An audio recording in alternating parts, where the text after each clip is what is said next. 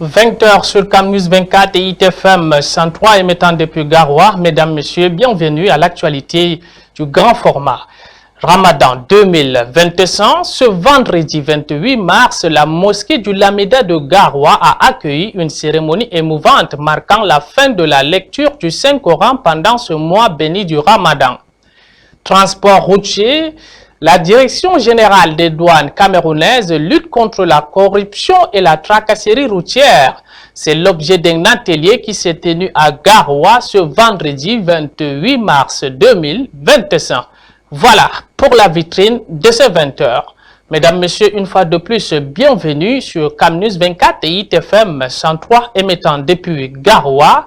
Ramadan 2021, la mosquée du Lamida de Garoua a accueilli une cérémonie émouvante marquant la fin de la lecture du Saint-Coran pendant ce mois béni du Ramadan, rassemblant fidèles et imams autour de valeurs de paix, d'amour et de tolérance. Zaïdou Amadou. Ce vendredi 28 mars 2021, la mosquée de Lamida de Garoua a vibré au rythme des prières et des enseignements lors de la cérémonie de clôture de la lecture du Saint-Coran. Une foule immense s'est réunie pour célébrer ce moment sacré où la lecture du Saint-Coran a été mise à l'honneur. Les imams et modibés ont partagé des enseignements enrichissants, soulignant les valeurs fondamentales que le prophète Mohammed a transmises au monde entier durant le mois béni de Ramadan. Sa Majesté El Rachidine, le Lamida de Garoua, a pris la parole pour rappeler aux fidèles l'importance du partage et de l'intégration des valeurs de piété dans leur quotidien. Ces exhortations résonnent comme un appel à la paix et à la tolérance dans notre société. Nous avons aujourd'hui abordé la thématique de la paix dans son ensemble et le message que je m'en vais envoyer aux populations du Lamida de Garoua, c'est de savoir que la paix repose sur 3 piliers. La paix interne, celle qui est dans nos cœurs, la paix envers soi-même, qui repose sur la foi, l'islam, la foi et la perfection. À la bonne cohabitation entre les époux, qui est un gage de succès pour la paix externe. Les prières adressées au tout miséricordieux Allah ont été nombreuses, implorant pour la paix au Cameroun. Cet événement, bien plus qu'une simple clôture du tafsir, représente un véritable appel à cultiver le vivre ensemble et l'harmonie entre tous. Les fidèles ont été invités à prêter une oreille attentive aux annonces concernant l'observation du croissant lunaire, condition sine qua non pour la confirmation de la fête marquant la fin du jeûne. La vigilance et l'unité sont les maîtres mots qui doivent nous accompagner en cette période sacrée.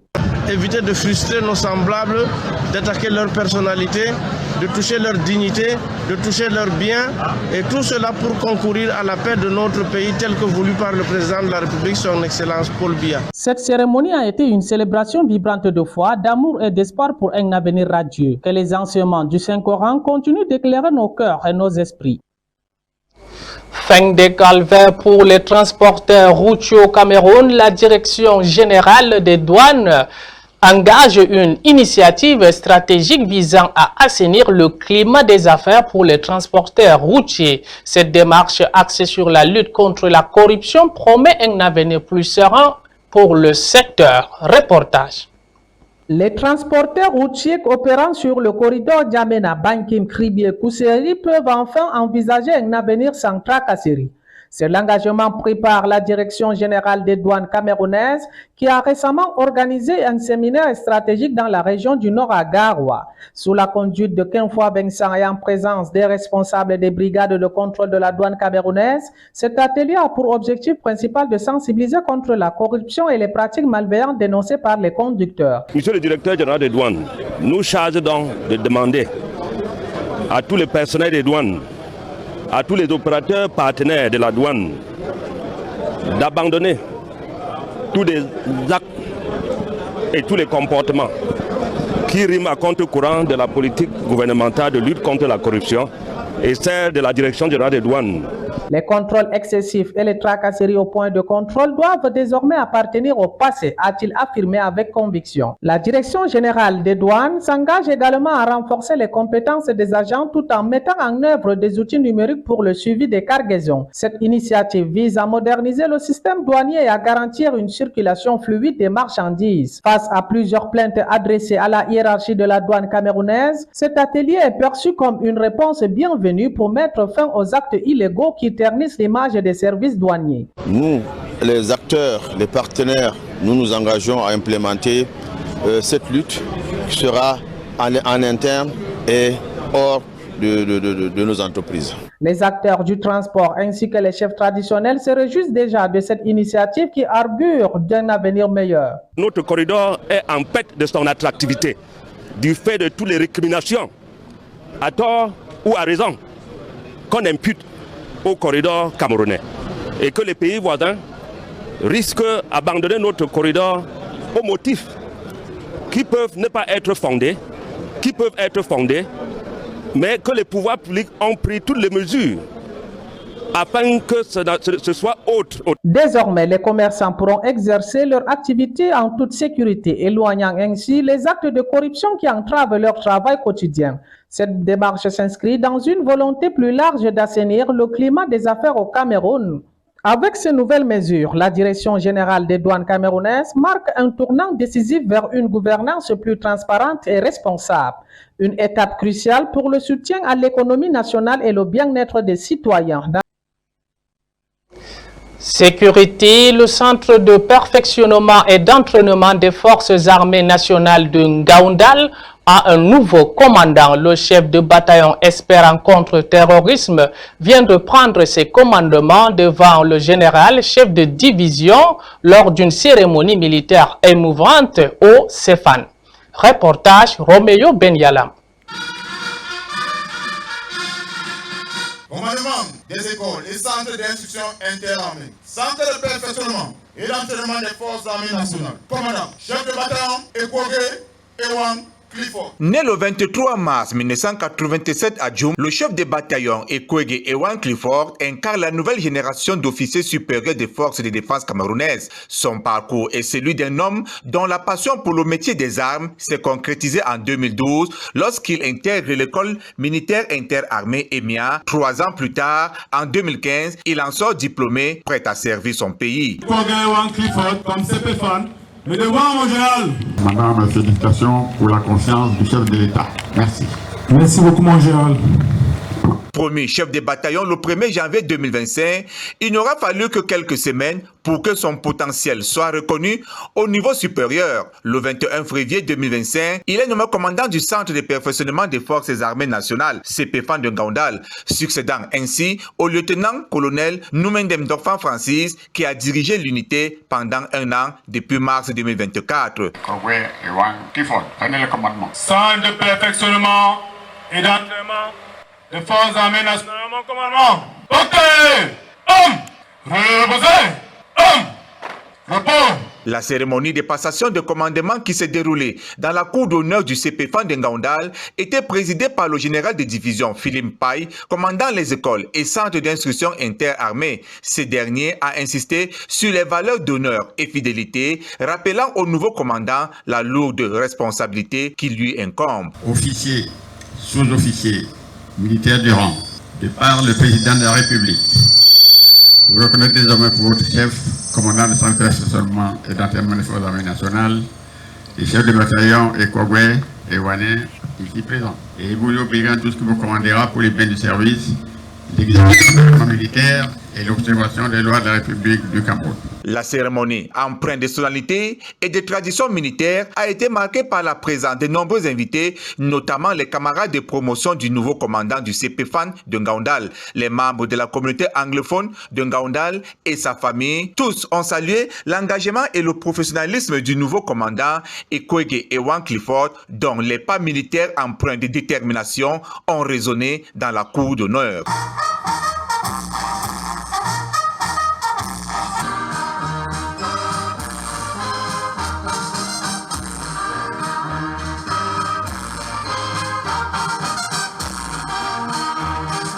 La nomination du chef de bataillon Ekogé Ewan Clifford à la tête du CPFAN intervient à un moment crucial pour les forces de défense camerounaises engagées sur plusieurs fronts, surtout en cette période de la présidentielle. Son expertise en contre-terrorisme et son ascension rapide témoignent de la confiance placée en lui par le haut commandement. Il aura la lourde tâche de former et de perfectionner les soldats camerounais afin de les permettre de faire face aux défis sécuritaires actuels et futurs. Parlons de la santé à présent. La région du Nord fait face à une augmentation des cas d'hydrocèle avec 71 cas confirmés en février dernier. Un atelier de formation s'est tenu à Garoua visant à renforcer les compétences de professionnels de santé pour mieux lutter contre cette affection. Plus de détails dans ce reportage. Dans la région du Nord, une préoccupation majeure pour la santé publique a émergé suite aux récentes enquêtes menées par des chirurgiens.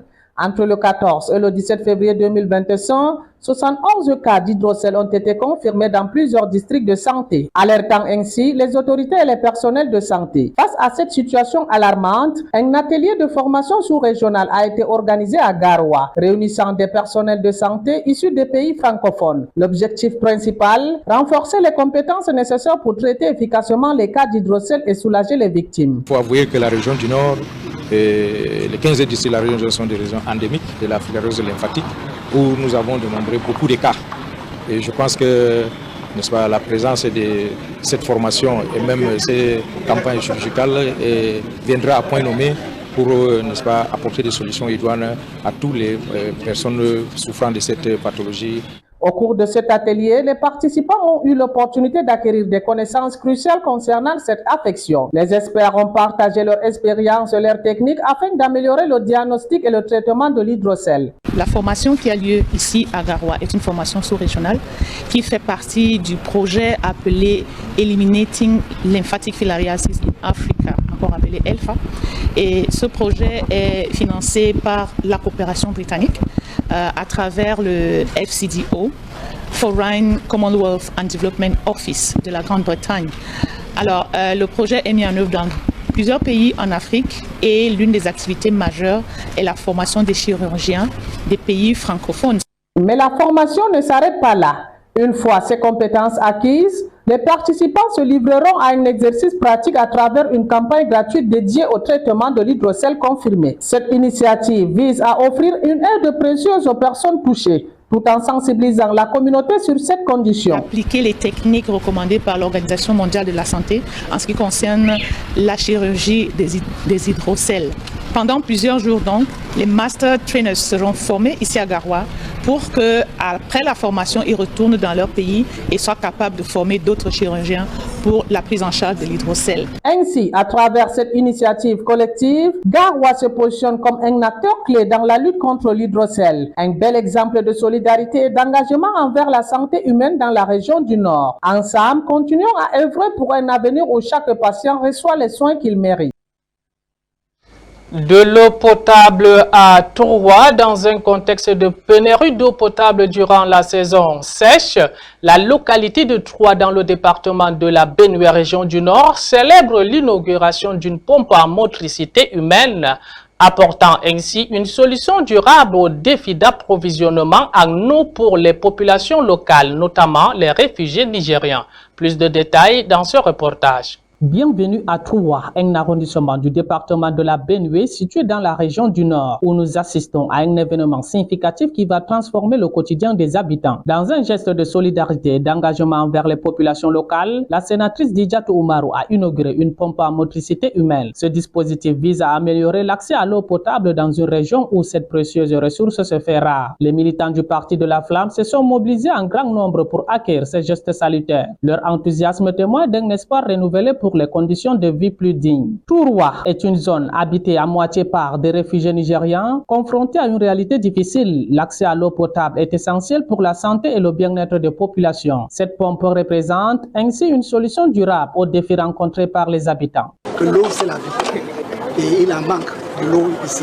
Et également, dans mon moment, vous avez trouvé, j'ai dit que cette eau va servir à au moins 250 ménages. Et ça va servir à la prévention des maladies. Cet acte concret d'engagement marque un tournant dans la lutte pour améliorer les conditions de vie à Troua. Ce qui nous amène à Troua, c'est pour rétrocéder cet appui et l'eau potable à la population de Troua. Comme disait quelqu'un, l'eau c'est la vie. Sans l'eau, il n'y a pas de vie. Et nous savons qu'en saison sèche, nous souffrons beaucoup pour avoir de l'eau et surtout de l'eau potable. Je crois que les femmes vont se reposer un peu pour éviter d'aller à des kilomètres chercher cette ces hommes précieux. Que cette initiative inspire d'autres projets visant à promouvoir le bien-être des communautés vulnérables. De la politique dans ce journal, le Rassemblement démocratique du peuple camerounais, RDPC, a célébré avec ferveur ses 40 ans de règne, tout en mobilisant ses troupes en vue de l'élection présidentielle de 2025. La commune a été le théâtre d'une démonstration de force marquée par des contributions financières significatives, des ralliements de partis d'opposition et des exposés sur les réalisations du parti. Plus de détails avec notre correspondant Roméo Ben Yalam.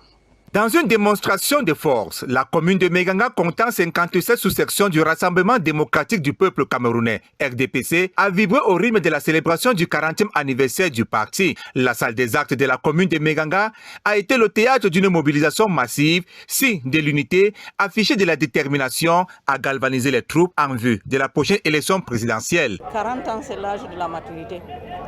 Et pour célébrer cet âge de la maturité qui est en même temps le lancement de la campagne de notre grand camarade qui est notre candidat, qu'on a pu dire à nos militants et à nos militantes, c'est de se servir de cette flamme du RDPC pour éclairer le chemin. La section RDPC Mbéressane, sous la houlette de son président, a marqué l'événement en offrant une contribution financière conséquente avoisinant les 4 millions de francs CFA aux candidats du parti. Par ailleurs, 3 défections notables des partis d'opposition sont venus renforcer les rangs du RDPC, témoignant de l'attractivité du parti au pouvoir. Merci aux militants qui n'ont jamais cessé d'apporter leur soutien. Ça, c'est des éléments qui viennent concourir à la réussite de tout ce que nous faisons. Et une fois de plus, vous avez vu, la première séance en prélude à l'élection nous a rapporté presque la rémunération de 4 millions de francs. Et nous comptons faire mieux dans les prochains jours pour une élection aisée en vue d'une victoire de notre candidat. Les participants ont assisté à des expositions détaillées sur les mécanismes de financement du RDPC, les actions du parti en faveur de la jeunesse du Mbéré et le rôle crucial des femmes. Ces interventions ont permis de mettre en lumière les réalisations du parti et de renforcer le sentiment d'appartenance des militants. La section RDPC Mbéré Centre a bien voulu inviter dans le cadre d'une rencontre, une séance de travail stratégique, tous nos soldats, c'est-à-dire nos relais sur le terrain, nos responsables qui sont proches des populations, afin de les mettre au pas, comme des militaires, le moment venu, qu'on se lève, qu'on parle d'une même voix pour une victoire nette et sans bavure du RDPC dans la section Mbéressante. La stratégie du RDPC pour les prochaines échéances électorales se dessine clairement, assurer une victoire éclatante dès le soir d'octobre 2025. On a opté vraiment capitaliser cette célébration à travers des exposés, des présentations et plus particulièrement en ce qui concerne la femme, le rôle de la femme, quels sont ses devoirs, quelles sont ses obligations dans le processus électoral. Il nous a été demandé de se comporter en responsable, qu'on soit des militantes engagées. La commémoration de cette année a eu un cachet particulier, comme vous l'avez constaté. Au lieu de rassembler comme on a l'habitude de faire, mais on l'a fait sous forme de causerie entre les militants, notamment à travers les exposés que nous avons tous suivis en salle et les interventions des différents responsables. Un défi ambitieux qui célèbre 40 ans de marche dans la quête de la paix et du développement. En sport football, la deuxième équipe du Nord et par ailleurs deuxième aussi au classement affronte le leader ce dimanche à Yaoundé dans le cadre de la 17e journée. Gazelle Football Academy de Garoua qui sort d'une victoire sur le fil contre AS Fortuna lors de la 16e journée. Une occasion de recoller le premier. D'autres affiches sont prévues également ce week-end. Ali Djidda et Michel Ateba pour l'affiche de cette 17e étape. Duel de titans ce dimanche entre Colombe du Dja et Lobo, leader avec 37 points, et son dauphin Gazelle FA de Garoua, 33 points. Une victoire d'une des deux équipes permettrait de se rapprocher de l'une de l'autre ou de prendre le large. Coton Sport de Garoua, 3e au classement, et qui sort d'une défaite être reçu par l'AS Fortuna de Yaoundé. À Douala, l'Union sportive mal en point depuis quelques journées va tenter de résoudre l'équation Aigle Royal du Mongo qui fait son plein de confiance. Le stade municipal de Melon accueille le duel Stade Renard contre les As de Douala. En Bouddha, PWD reçoit la Dynamo sportive de Douala et Bamoutos accueille Young Sport Academy of Bamenda. À Limbe, Victoria United, en stage bloqué toute cette semaine, reçoit le Canon sportif de Yaoundé, le club le plus tité du Cameroun. La 17e journée s'achève lundi prochain avec le choc Fauve Azur de Yaoundé contre Panthère à la NES numéro 1 de la même ville. Mesdames, Messieurs, fêtez avec modération car le lendemain matin, la réalité vous rappellera que vous êtes toujours le même. La fête est un moment de joie, mais n'oubliez pas que la sagesse est dans la modération.